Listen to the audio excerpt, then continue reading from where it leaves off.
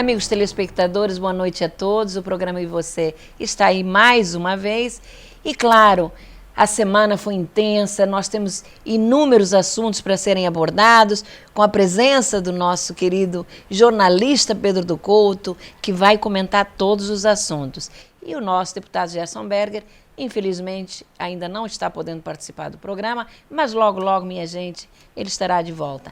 Mas olha, nós hoje vamos falar especialmente sobre a aprovação da continuidade do processo de impeachment da presidente Dilma Rousseff. E também vamos falar do vice-presidente Temer, que deverá assumir no lugar de Dilma, isto após a votação do Senado. Claro que nós fomos às ruas, como fazemos semanalmente, ouvir a nossa população, que é da maior importância para nós saber o que realmente ela pensa. Por isso traremos vários depoimentos, mas Pedro, nós vamos aos assuntos e como não poderia deixar de ser, nós vamos trazer uma notícia muito triste, que todos já conhecem, que foi a destruição da ciclovia Timaya, na Zona Sul, né? Após uma ressaca que deveria ter sido muito bem planejada aquela ciclovia, mas não houve, ao que tudo indica, Pedro, um estudo contra impactos, contra ressacas, que, claro, podem ocorrer em qualquer lugar, mas ali principalmente. E que, não resta a menor dúvida, tem que ser responsabilizados todos aqueles que estão envolvidos, a começar pelo prefeito Eduardo Paes. Então, a gente aqui do programa lamenta profundamente as vítimas, estas vítimas que estavam ali passeando, se distraindo, perderam suas vidas. Olha, Pedro, eu tenho muita preocupação com essas obras todas que aí estão na cidade, para os Jogos Olímpicos, que eu tenho certeza são a toque de caixa. Nós vamos ter outros problemas, porque simplesmente deixaram tudo em cima da hora, como acontece sempre, para poderem fazer campanha eleitoral em cima de obras. É o que acontece, minha gente. Então, acho que os culpados têm que ser punidos. Também eu não perdoo o fato da empresa de engenharia que construiu a ciclovia pertença à família dos secretários do senhor prefeito Eduardo Paes, que é o Antônio Pedro, da Secretaria de Turismo, e que, lamentavelmente, tem desperdiçado muito dinheiro público. Eu mesma já fiz inúmeras denúncias. Começa com um orçamento lá embaixo de 70, 80 milhões e, de repente, no final do ano, esse orçamento vai a quase 200 milhões. Será que não existia nenhuma outra empresa? Tinha que ser a empresa da família de um dos seus secretários, de um dos secretários do prefeito Eduardo Paes, mas nós, minha gente, fomos às ruas ouvir o que a nossa população pensa sobre esta tragédia.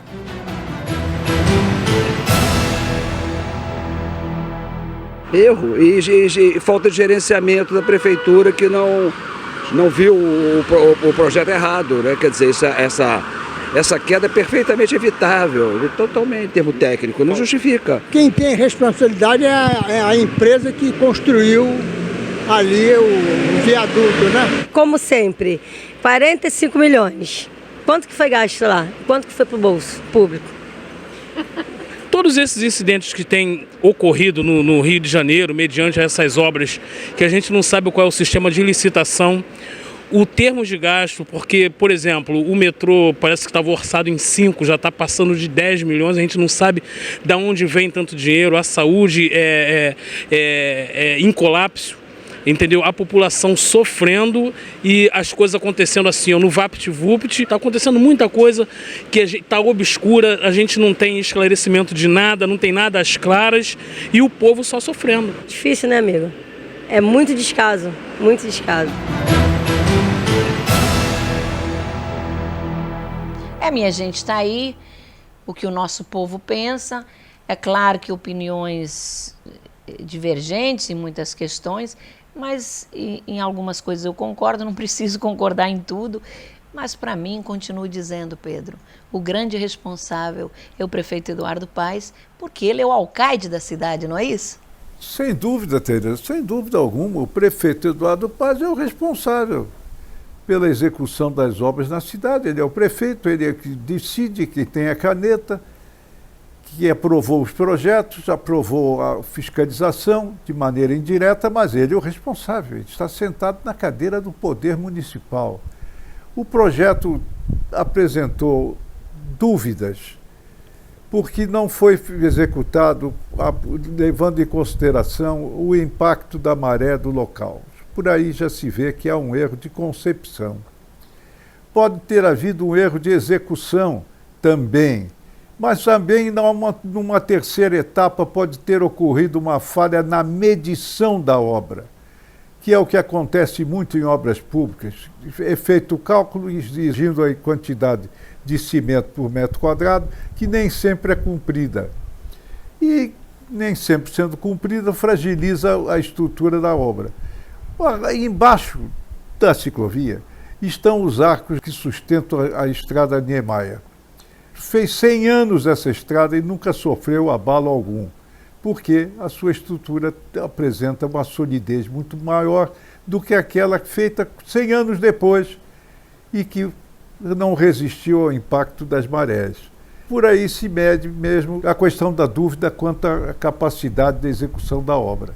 Foi uma tragédia para o Rio de Janeiro, foi uma tragédia para o país, com reflexo nas Olimpíadas, porque obras que estão executadas rapidamente, como foi essa ciclovia, 1 ano e meio, e que orçada em 35 milhões de reais, acabou custando 44 milhões de reais, porque aí entram os famosos termos aditivos da obra.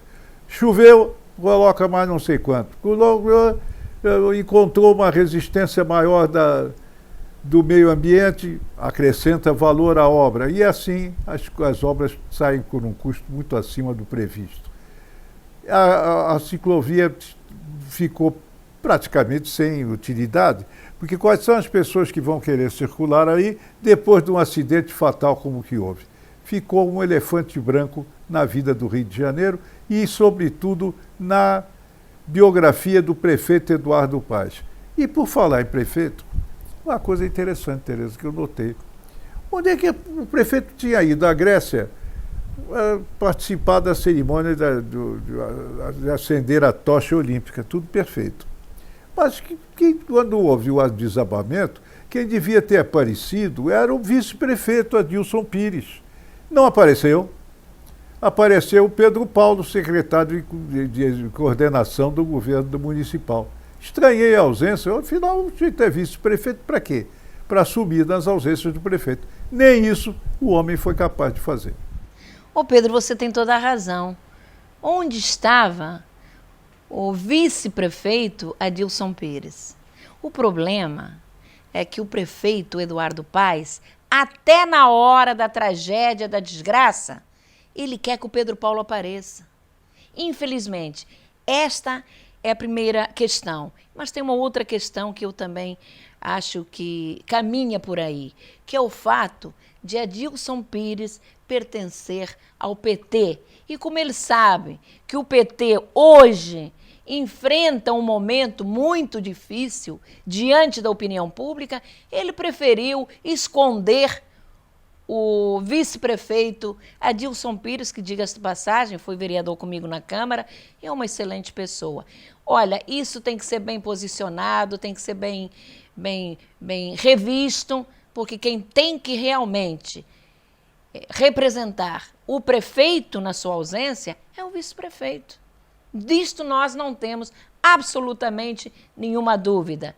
Infelizmente, como eu disse, até na hora da desgraça, na hora da tragédia em que as famílias choram os seus entes queridos, aparece Pedro Paulo. Lamentável o oportunismo dos nossos políticos. Bom, Pedro, mas nós agora vamos falar do grande assunto que está na boca de todos os brasileiros, que foi a aprovação do processo de impeachment da presidente Dilma, aprovado pela Câmara Federal. E também fica uma pergunta, será que nós vamos trocar 6 por meia dúzia? É verdade, minha gente, que o Brasil está aliviado e de alma lavada. A votação da Câmara dos Deputados, favorável à abertura do processo de impeachment contra Dilma, renova a esperança de que nós possamos ter dias melhores em todo o nosso Brasil.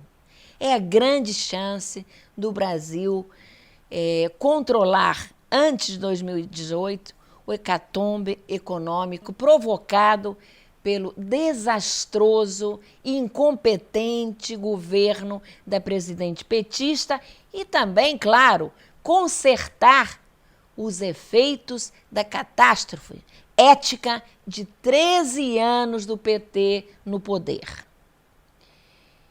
Chega aos atos finais um governo, como eu disse, incompetente e alçado ao segundo mandato através de um estelionato eleitoral que, confessadamente, praticou crimes fiscais e incentivou uma vergonhosa e sistêmica corrupção em empresas e órgãos públicos. Cairá junto com Dilma o projeto, sim, o projeto de poder do PT, que desorganizou as contas públicas e mergulhou o nosso país na mais profunda recessão econômica de sua história.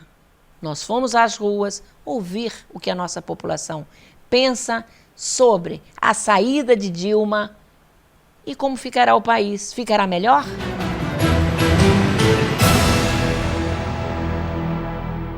Eu acho que vai ficar melhor. Tem uma série de argumentos, mas o principal é a renovação do poder, a alternância de poder, independente de processo democrático, claro, é fundamental, mas a alternância de poder sempre dá uma forma de refrescar. Eu não sou a favor da Dilma, não gosto da Dilma, achei ela uma péssima estadista, não votaria nela de novo como eu votei, mas a maneira como foi feita não me agradou. O Lula é a cabeça, né? Ela é mandada, então, fazer as coisas botando o Brasil no fundo do poço. Então nós temos que acabar com isso. Compra banana, lá está muito caro, no Cadeg, está 60 conto. E ela saindo melhor, porque tem que abaixar o preço da banana lá, para a gente comprar. Infelizmente, com a presidente atual, é muito difícil a gente perceber um cenário de solução da crise econômica e da crise fiscal que a gente está passando. Eu até estava falando com um amigo no outro dia que eu comparo o impeachment a um tratamento de canal. Se fosse para escolher, eu escolheria não. Mas infelizmente eu acho que é necessário.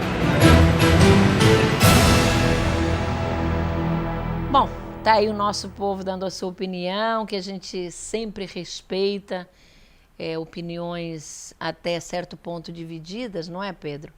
Embora as pesquisas tenham apontado que mais de 60% eram favoráveis ao impeachment da presidente Dilma.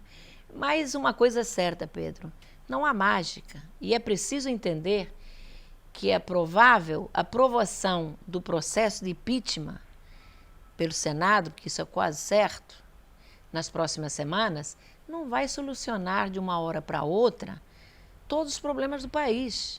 A queda da presidente Dilma é só o início de um processo. O Brasil precisa ser verdadeiramente passado a limpo. E nós esperamos que o Supremo Tribunal Federal prossiga com as investigações contra o presidente da Câmara, o Eduardo Cunha, suspeito de mandar para o exterior dinheiro obtido através de propina. É fato que essa aprovação na Câmara Federal da continuação do processo de impeachment da presidente Dilma se deve a ele. Provavelmente ao seu profundo ódio pela presidente, que, num determinado momento, não deve ter tido um jogo de cintura suficiente, não foi político o suficiente para negociar com ele. Embora ela tenha negociado com todo mundo, tenha distribuído ministérios, cargos à vontade, até o último momento. Esperamos também que o TSE julgue e casse a chapa Dilma Temer antes do final do ano, Pedro, para que sejam convocadas eleições diretas, evitando assim que a escolha possa ser feita por um suspeito colégio eleitoral. Olha, eu acho e afirmo aqui no programa, a solução, eu não tenho dúvida, são novas eleições. E é exatamente por esta razão que, mais uma vez, o nosso povo vai opinar sobre a questão.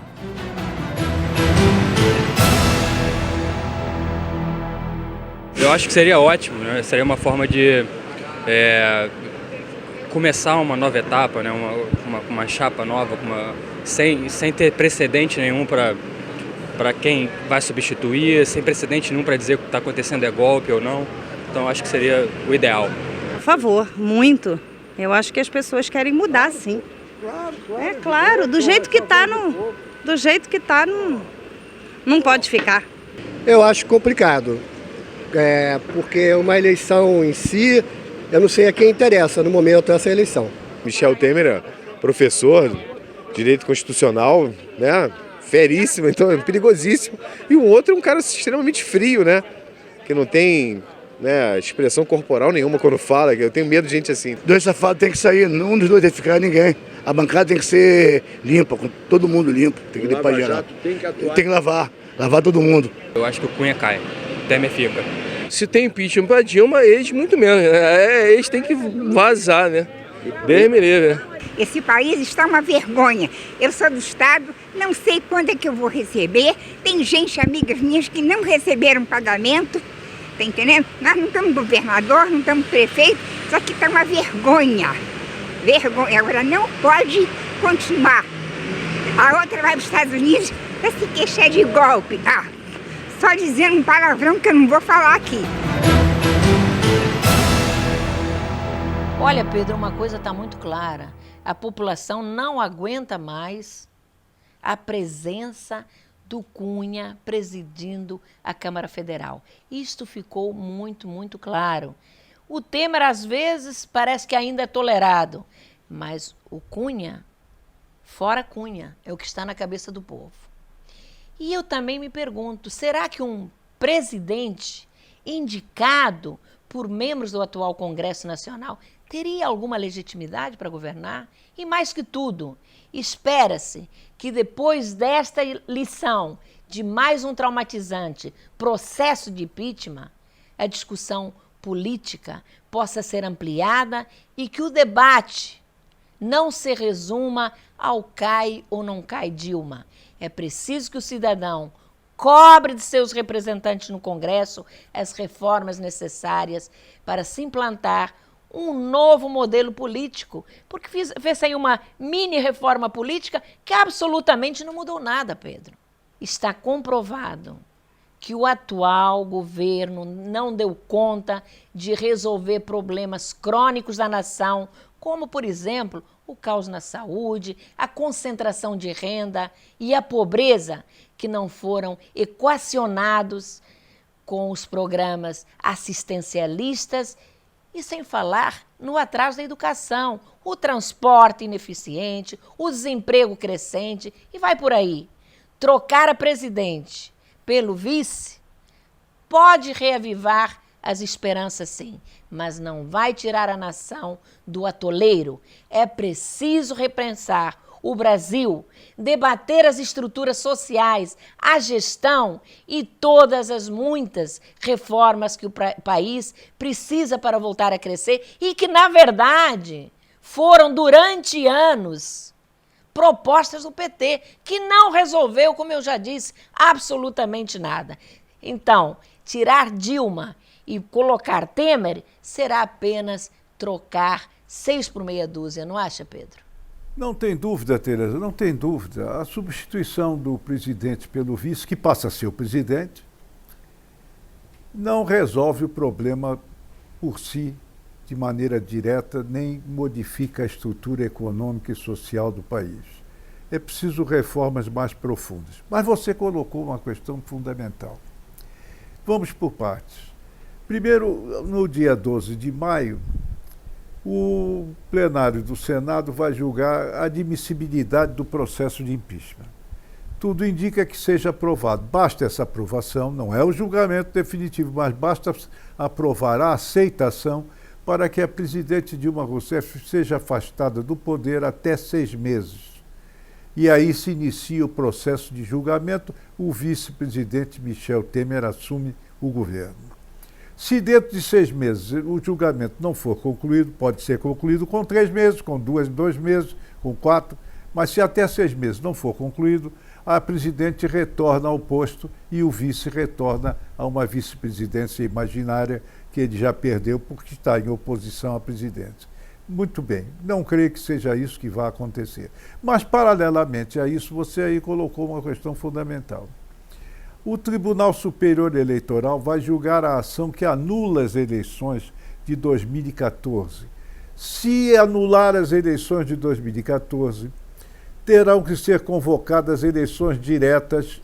Se a anulação ocorrer este ano, em 2016, terão que ser convocadas eleições diretas para presidente e para vice dentro de 90 dias. A ministra Maria Tereza aceitou a delação premiada do Delcídio Amaral como prova da presença de corrupção no resultado eleitoral pela procedência ilegítima, ilegal e ilegítima dos recursos financeiros extorquidos das empresas, que tiveram sua contribuição certamente recompensada, largamente recompensada, pelo superfaturamento dos contratos. São coniventes com o processo de corrupção.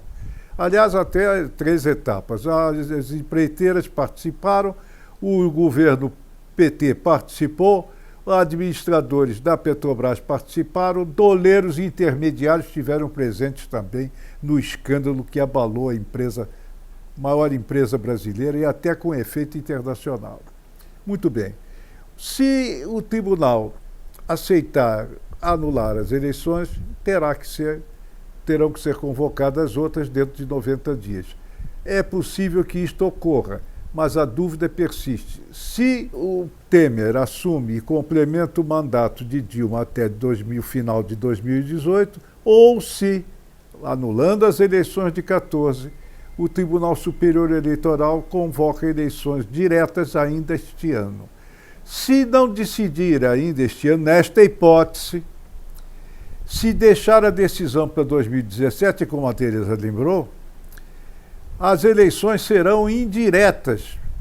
O presidente e o vice serão eleitos pelo Congresso. A Tereza colocou bem a questão e eu estou apenas acrescentando a ordem lógica dos fatos que podem acontecer. Vamos esperar eles ocorrerem, porque ninguém tem bola de cristal e não se pode fazer previsão em política dessa maneira. Ô Pedro, você já imaginou o retrocesso?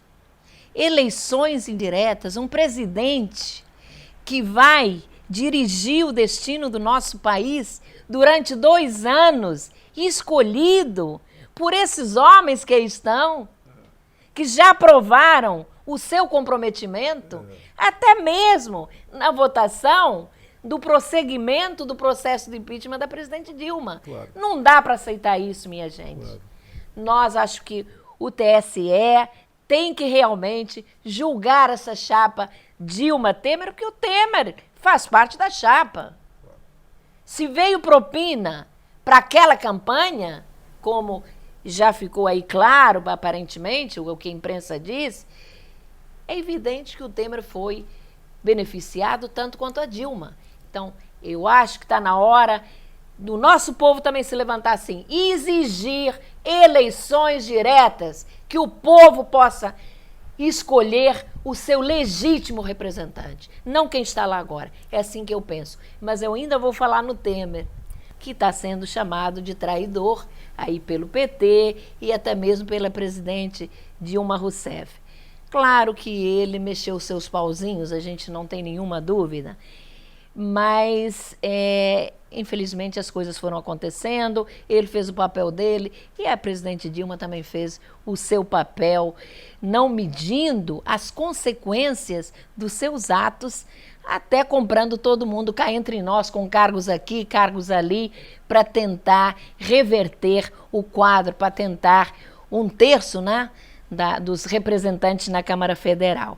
Olha, Pedro, eu já estou muito preocupada, porque quem aí está, quem tem aparecido tanto, imaginem Moreira Franco, que foi um péssimo governador para o nosso estado. Está lá e, pelo jeito, ele é que vai dar as ordens. Ele é que está recebendo todo mundo, ele é que está dialogando com todo mundo. O que você pensa disso? Política é assim. Não se surpreende com coisa alguma que aconteça. Moreira Franco ressurge, por exemplo, como o homem forte do governo Michel Temer.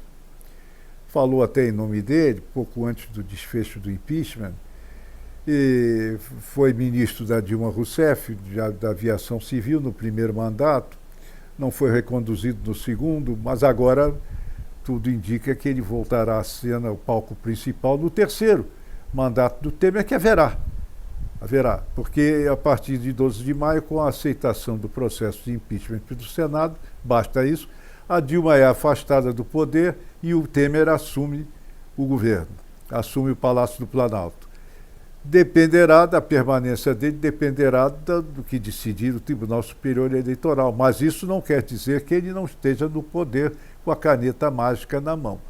De maneira que esse é um dado que corre a favor dele e que também é a favor de Moreira Franco, porque Moreira Franco é uma pessoa de extrema confiança do Temer e parece até que sua amizade pessoal, confiança total e avaliação política que o Temer tem positiva do ex-governador do Rio de Janeiro.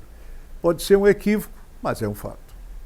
Pois é, Pedro, como o fato é, o chororô da presidente Dilma, que se diz vítima de um golpe, quando todos nós sabemos que não tem golpe coisa nenhuma, a Constituição prevê o impeachment, ela errou feio e tem que pagar pelos seus erros. É assim que eu penso.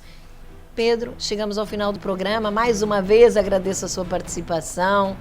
Foi ótima, brilhante como sempre. A você, amigo telespectador, o nosso carinho, o nosso agradecimento especialíssimo. No próximo sábado, às 11h30 da noite, estaremos juntos novamente. Até lá!